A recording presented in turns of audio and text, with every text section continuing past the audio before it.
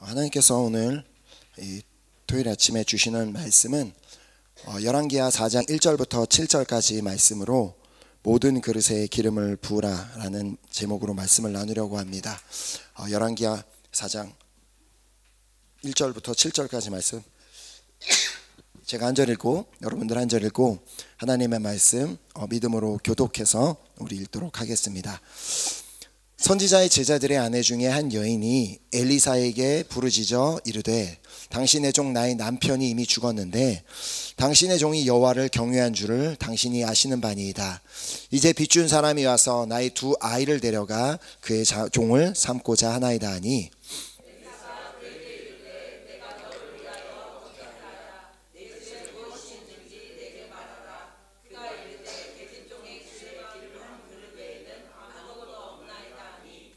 이르되 너는 밖에 나가서 모든 이웃에게 그릇을 빌리라.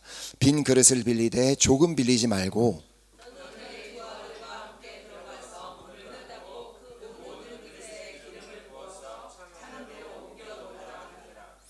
여인이 물러가서 그의 두 아들과 함께 문을 닫은 후에 그들은 그릇을 그에게로 가져오고 그는 부었더니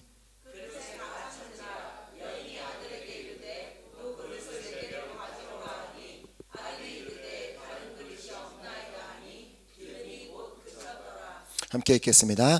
그 여인이 하나님의 사람에게 나아가서 말하니 그가 이르되 너는 가서 기름을 팔아 빚을 갚고 남은 것으로 너와 내 두 아들이 생활하라 하였더라. 아멘, 아멘. 오늘 이 시간과 또 그리고 내일 주일 예배는 이어서 이 열왕기하 4장에 기록된 그 두 가지 사건을 이제 함께 살펴보려고 하는데요.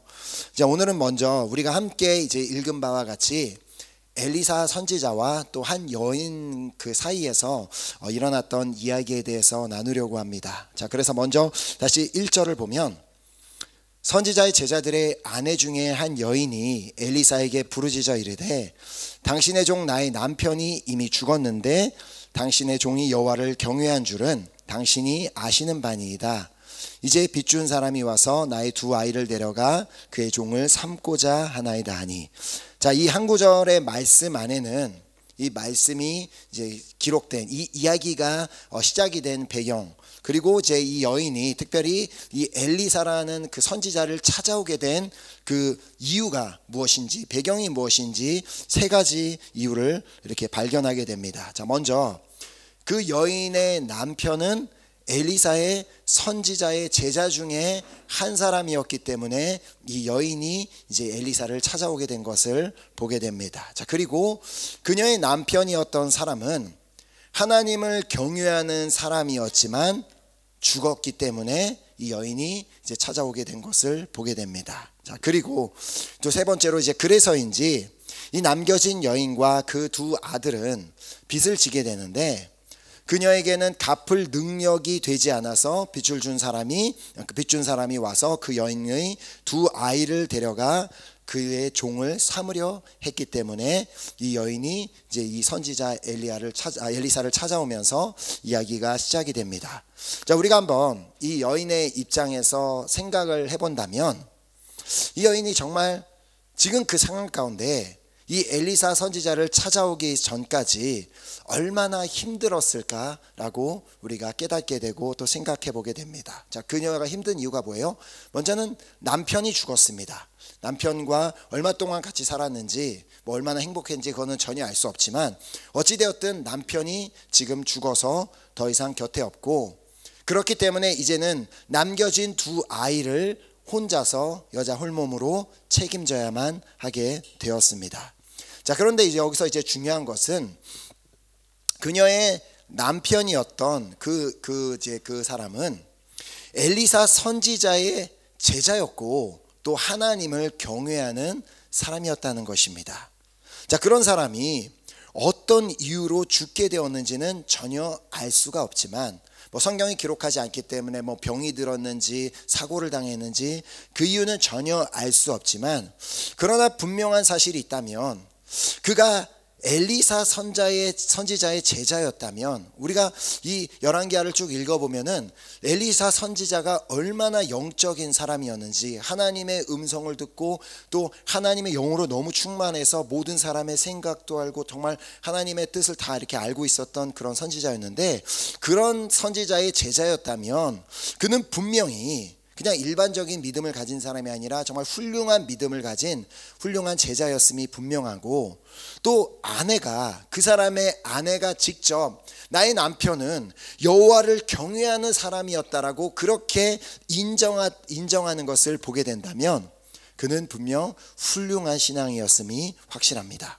하지만 어떤 이유에 있었는지 하나님께서는 그 사람을 먼저 데려가셨습니다. 자, 이렇게 남편을 잃어버린 것만으로도 충분히 그 두 아이를 그렇게 홀몸으로 책임져야 하는 것이 그 심적인 압박이 엄청났을 텐데, 이제는 자신에게 남겨졌던 그 두 아이, 자신이 너무나 사랑하는 그 두 아이마저도 잃어버리게 될 상황에 놓이게 된 것입니다.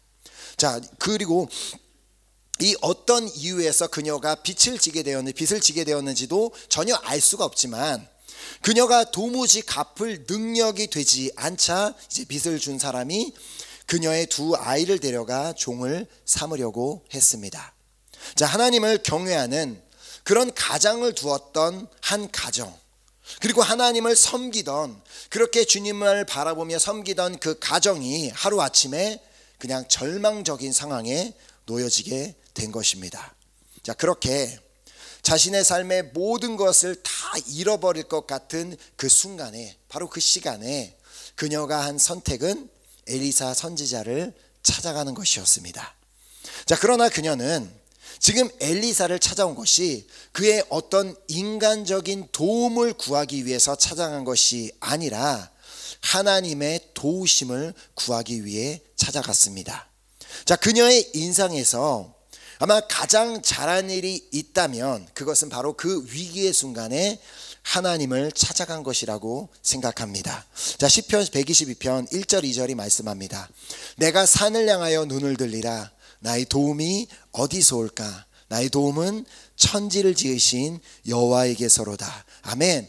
나의 도움이 그냥 어떤 재벌과 능력과 권세가 있는 사람 정도가 아니라 천지를 지으신 하나님으로부터 온다면 바로 그 하나님 앞에 나아가는 것이 가장 유일한 좋은 방법이라는 것입니다. 자, 그렇습니다. 자, 이 여인에게도 이 믿음이 있었기 때문에 엘리사를 찾아갔음이 분명한 이유는 그 이후에 이 여인이 보인 행동들 때문이었습니다. 자, 그 여인의 이야기를 들은 엘리사는 여인에게 이렇게 말합니다. 본문 2절에 보면 엘리사가 그에게 이르되 내가 너를 위하여 어떻게 하랴? 내 집에 무엇이 있는지 내게 말하라. 그가 이르되 계집종의 집에 기름 한 그릇 외에는 아무것도 없나이다 하니. 자, 지금 이 여인이 한 대답을 들어보면 그녀가 지금 어떤 상황, 그러니까 단지 그냥 남편만을 잃어버리고 그리고 또 빚을 져서 아이들을 잃어버릴 정도만의 상황이 아니라 정말 먹을 것도 아무것도 남아있지 않는 매우 심각하고 고통스러운 상황에 놓여져 있음을 깨닫게 됩니다. 자, 남편을 잃어버린 뒤 지금 집에 먹을 것도 없는 상황, 그래서 정말 기름 한 그릇 외에는 아무것도 없는 그 상황이라고 그녀는 지금 이제 엘리사 선지자에게 밝히고 있습니다. 자, 그렇게 그녀의 그 심각한 그 상황, 그것을 들은 그 엘리사는 그녀에게 다음과 같이 말합니다. 본문 3절 4절에 보면 이르되 너는 밖에 나가서 모든 이웃에게 그릇을 빌리라. 빈 그릇을 빌리되 조금 빌리지 말고 너는 내 두 아들과 함께 들어가서 문을 닫고 그 모든 그릇에 기름을 부어서 차는 대로 옮겨 놓으라 하니라. 자, 그 여인의 입장에서 지금 이제 하나님의 도우심을 구하러 간 여인이긴 하지만 그녀의 입장에서는 지금 매우 당혹스러운 일이 아닐 수 없었습니다. 자, 지금 자신에게는 기름 한 그릇밖에 없습니다. 나에게 남겨진 것이란 오직 기름 한 그릇밖에 없습니다라고 말하는 그 사람에게 하는 말이 너는 나가서 모든 이웃들에게 그릇을 빌리라고 말합니다. 자, 그것도 가능한 아주 많은 그릇을 빌리라고 말합니다. 자, 그리고는 그 그릇을 가지고 집에 들어가서 문을 닫고 두 아들과 함께 그 모든 그릇에 기름을 부어서 차는 대로 옮겨 놓으라고 말을 합니다. 자, 이것이 인간적으로는 도무지 이해하기가 힘든 말이었습니다. 자, 지금 집에 기름 한 그릇밖에 없다고 그렇게 엘리사 선지자에게 얘기를 했는데, 근데 그 기름을 다른 그릇에다 옮겨서 부으라고 하면, 그 기름을 만약 다른 그릇에 부으면 그냥 한 그릇에 다시 부어지는 것이 끝일 뿐이지 어떻게 다른 그릇에 그 기름을 계속해서 부을 수가 있었겠냐는 것입니다. 자, 차라리 그 일을 혼자서 하면 괜찮겠는데, 혼자서 해서 이렇게 기름을 부어봤는데 그냥 한 그릇에만 차면 아이고 어쩔 수 없네라고 끝나면 되는데, 지금 두 아들과 함께 그 일을 행해야 한다면 그 여인에게는 쉽지만은 않은 선택이었습니다. 자, 그런데 그 여인이 어떻게 합니까? 본문 5절에 보면 여인이 물러가서 그의 두 아들과 함께 문을 닫은 후에 그들은 그릇을 그에게로 가져오고 그는 부었더니, 자, 이것이 바로 이 여인이 엘리사를 찾아갔을 때 그의 어떤 인간적인 도움을 받으러 찾아간 것이 아니라 하나님의 도우심을 구하기 위해 찾아갔다고 말한 이유입니다.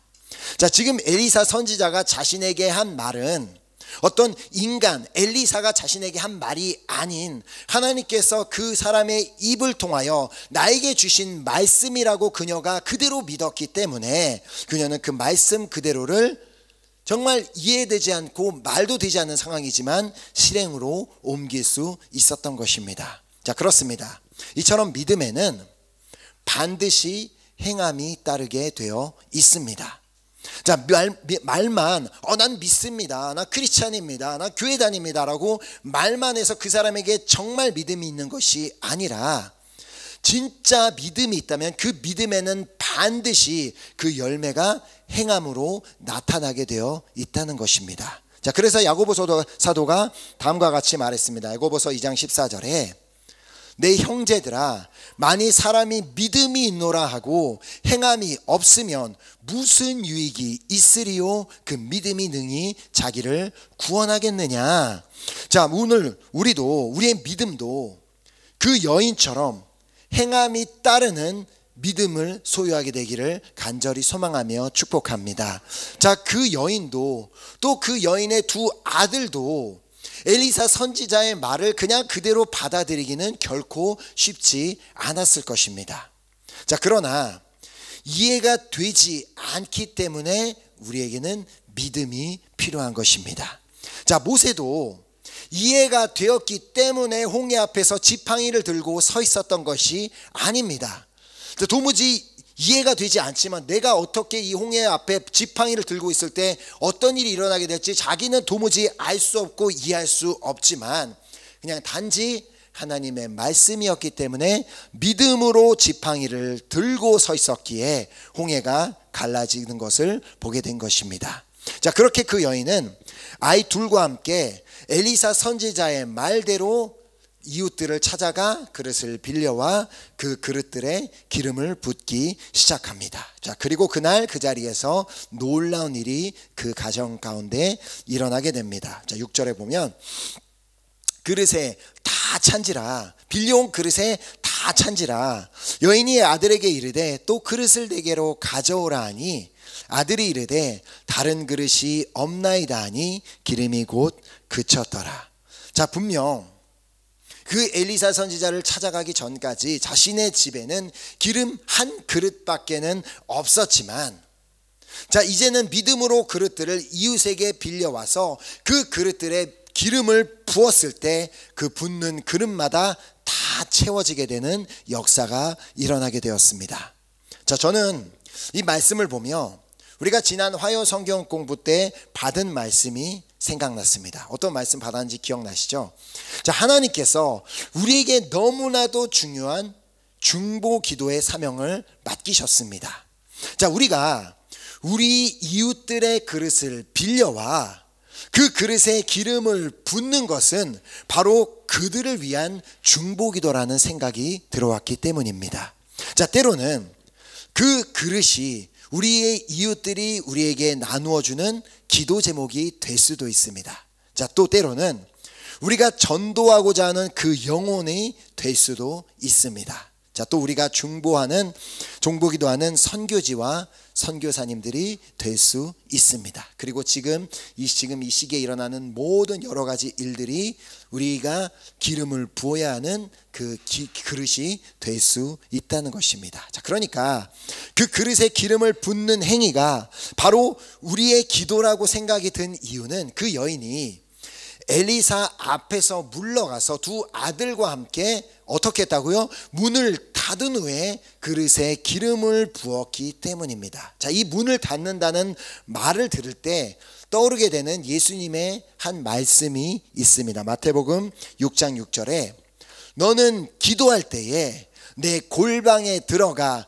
문을 닫고 은밀한 중에 계신 내 아버지께 기도하라. 은밀한 중에 보시는 내 아버지께서 갚으시리라.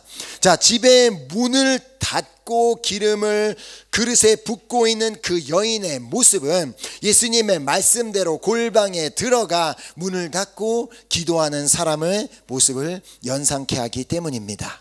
자, 이때 우리가 골방에 들어가 문을 닫고 그릇들에 기름을 붓는 기도를 드려야 하는데, 그렇다면 우리가 과연 이 그릇들에 기름을 붓는 것, 과연 그것 무엇을 위해 그렇게 기도해야 되는지를 우리는 지난 화요일 날 디모데전서 2장 1절을 통해 말씀을 받았습니다. 자, 그러므로 내가 첫째로 권하노니 모든 사람을 위하여, 자, 모든 사람을 위하여 간구와 기도와 도고와 감사를 하되, 불어에는 뚫레솜이라고 되어 있잖아요. 그러니까 모든 사람, 그냥 어떠한 사람이든 상관없이 그냥 모든 사람을 위해 기도와 도고와 감사를 하라고 말씀하셨습니다. 자, 이렇게 이처럼 하나님께서는 우리 교회가 모든 사람을 위하여 간구와 기도와 중보와 감사를 하는 교회가 되기를 원하고 계십니다. 자, 그리고 오늘 우리는 그 뜻을 이루기 위해 이 자리에 모여 있습니다.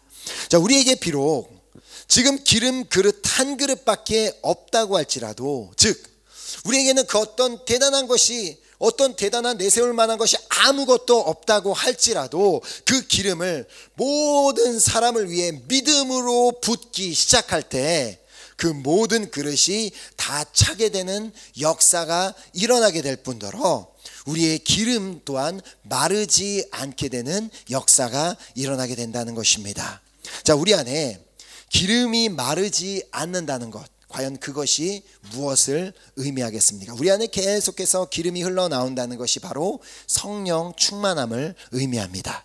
자, 예수님께서 이렇게 말씀하셨습니다. 요한복음 7장 38절에 나를 믿는 자는 성경의 이름과 같이 그 배에서 생수의 강이 흘러나오리라 하시니, 아멘. 자, 하나님을 믿는 그 여인의 그릇에서 계속해서 기름이 흘러나왔던 것처럼 우리가 우리의 이웃들을 위해, 예수님을 믿는 우리도 하나님을 믿는 우리도 우리의 이웃들을 위해 믿음으로 기도할 때 우리의 그릇에서도 기름이 계속해서 나올 뿐만 아니라 우리의 배에서도 계속해서 생수의 강이 흘러나와 성령으로 충만하게 될 줄 믿습니다. 다시 오늘 본문 6절을 보면 중요한 한 가지 사실이 있음을 보게 되는데요. 자, 그녀의 아들이 하는 말을 우리가 한번 볼 필요가 있습니다. 자, 그릇에 다 찬지라 여인이 아들에게 이르되 또 그릇을 4개로 가져오라 하니 아들이 이르되 다른 그릇이 없나이다 하니 기름이 곧 그쳤더라. 자, 언제부터 기름이 그쳤습니까? 더 이상 기름을 부을 그릇이 없었을 때 기름이 그쳤습니다.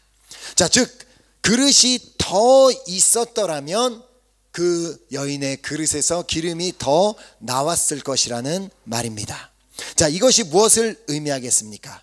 우리가 우리의 기도하는 그 중보하는 그 대상이 많으면 많을수록 기름은 더 나오게 된다라는 말씀이지 않겠습니까? 자, 물론 우리 교회는 이전부터 기도하는 교회였지만 본격적으로 코로나 상황이 시작되며 더 구체적으로 하루에 3번 시간을 정해놓고 우리가 기도하기 시작했습니다. 자, 이 팬데믹이라는 그릇에 기름을 붓는 기도를 시작했고, 또 우크라이나 전쟁이라는 그릇에 기름을 붓는 기도도 우리가 시작했습니다. 자, 또한 매주마다 다른 선교지 그릇에 기름을 붓는 기도도 우리가 드리고 있습니다.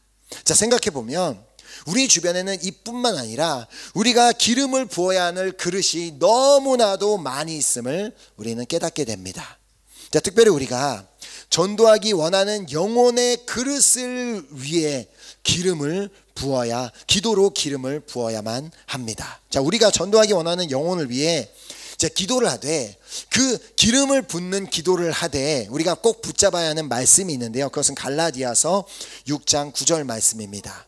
자, 우리가 선을 행하되 낙심하지 말지니 포기하지 아니하면 때가 이름에 거두리라. 자, 그 여인이 그 아들들과 함께 이웃에게 빌려왔던 그 그릇들의 크기는 다 다양했을 것입니다. 자, 어떤 그릇은 크기가 작은 그릇이라 조금만 부어도 가득 차버리는 그릇이 있었지만, 또 어떤 그릇은 크기가 커서 많이 부어야지만 그 그릇이 차게 되는 그런 그릇도 있었을 것이 분명합니다.